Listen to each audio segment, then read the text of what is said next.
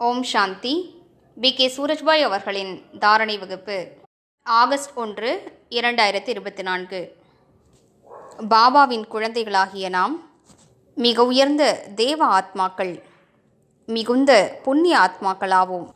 சத்தியம் என்னவென்றால், புண்ணிய ஆத்மாக்களின் பலத்தினால்தான் இவ்வுலகில் சத்தியம், தூய்மை தன்மை ஆகியவை நிலைநாட்டப்படுகின்றன.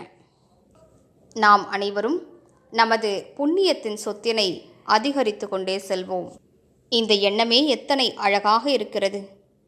நான் ஒரு புண்ணிய ஆத்மா ஆவேன், சதா புண்ணியங்களை செய்யக்கூடியவன், அனைவருக்காகவும் நன்மை செய்யக்கூடிய மனப்பான்மை, பிறருக்கு சுகமளிக்கும் மனப்பான்மை, அனைவரும் தடைகள் மற்றும் பிரச்சனைகளிலிருந்து விடுபட்டவராக ஆகட்டும் என்ற பார்வையில் பிறரை பார்க்கும்போது நமக்கு எத்தனை உயர்ந்த ஒரு உணர்வு ஏற்படுகிறது. உண்மையில் புண்ணிய கர்மங்கள் என்பவை மனிதரின் மிகப்பெரிய சொத்து போன்றவையாகும். சரியான நேரத்தில் அவை மிகப்பெரிய தடைகளிலிருந்து அந்த மனிதரை காப்பாற்றி விடுகின்றன. புண்ணிய ஆத்மாவினுடைய முகத்தில் இருக்கக்கூடிய ஆழமான அமைதி பிறருக்கு மிகவும் பிரியமானதாக இருக்கிறது. புண்ணியாத்மாவிற்கு கிடைக்கப் பெறக்கூடிய உள்ளார்ந்த சுகம் ஒப்புவமையற்றதாகும். பிறருடன் அவர் நடந்து கொள்ளும் விதம் மிகவும் நன்றாக இருக்கும். அவரது பர்சனாலிட்டியில் ஒரு ஆன்மீக கவர்ச்சி இருக்கும். பாபாவின் குழந்தைகளாகிய நாம் அனைவரும் புண்ணிய கர்மங்களை நன்றாகவே தெரிந்திருக்கிறோம். பிறரை பகவானோடு இணைப்பது, மனிதருக்கு சத்தியமான பாதையை காட்டுவது, இவை மிகப்பெரிய புண்ணியங்களாகும். மேலும் ஒரு ஆத்மாவை தூய்மையான ஆத்மாவாக ஆக்குவது என்பது, தூய்மைத்தன்மையின் பாதையில் நடப்பதற்காக ஒருவருக்கு உதவி செய்வது என்பது, ஒருவரது தூய்மைத்தன்மை துண்டிக்கப்படாமல் இருப்பதற்காக அவருக்கு உதவி செய்வது, ஒத்துழைப்பது, இவை அனைத்தும் மிகப்பெரிய புண்ணியங்களாகும். பகவானுடைய காரியத்தில் உதவி செய்வது, இதைவிட பெரிய புண்ணியம் வேறு என்ன இருக்க முடியும்? எனவே நாம் புண்ணியத்தின் சொத்தினை சேர்த்து கொண்டே செல்வோம். மேலும் ஒரு முக்கியமான விஷயம் என்னவென்றால், நமது புண்ணியத்தின் கணக்கினை அழைப்பதன் மூலம் ஏற்கனவே நமக்கு வந்திருக்கக்கூடிய கடினத்தன்மையினை லேசாக்க முடியும்.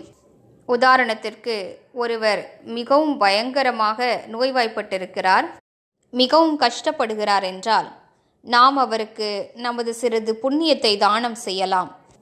அல்லது நமக்கே கூட ஏதோ மிகுந்த கடினத்தன்மைகள் வந்திருக்கின்றன என்றால், நாம் செய்த புண்ணிய கர்மத்தினை அழைப்போம். கடந்த 6 மாதங்களாக அல்லது 1 வருடமாக நான் என்னவெல்லாம் புண்ணிய கர்மம் செய்தேனோ அவைகள் இங்கே வந்து இந்த கடினமான சூழ்நிலையிலிருந்து என்னை விடுவியுங்கள், என்னை சுலபமாக விரைவாக இதனை கடக்கச் செய்யுங்கள் என்று நாம் அழைக்கலாம்.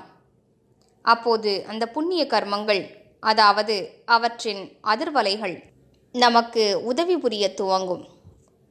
நாம் அறிவோம், புண்ணிய ஆத்மாக்கள் இறைவனுக்கு மிகவும் பிரியமானவர்கள்.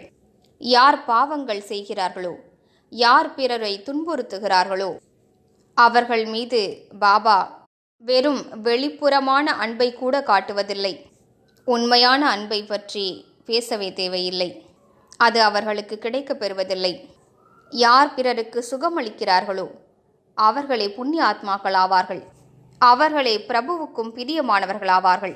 அவர்கள் மூலமாக அவர் மிகப்பெரிய காரியங்களை செய்விக்கிறார். பிரபுவிற்கு பிரியமானவராவது என்றாலே பிரபு அவர்களுக்கு சரியான நேரத்தில் வழிகாட்டுகிறார், மிகுந்த உதவி புரிகிறார். அவர்கள் ஏதோ தவறான பாதையில் செல்ல இருக்கிறார்கள் என்றால் உடனடியாக எச்சரிக்கை கொடுத்து தடுத்து விடுகிறார். உண்மையிலேயே புண்ணிய ஆத்மாக்களாகிய நாம் பகவானுடைய காரியத்தில் உதவியாளர்களாக இருக்கிறோம். அவரது அன்பிற்கும் மரியாதைக்கும் பாத்திரமாக இருக்கிறோம்.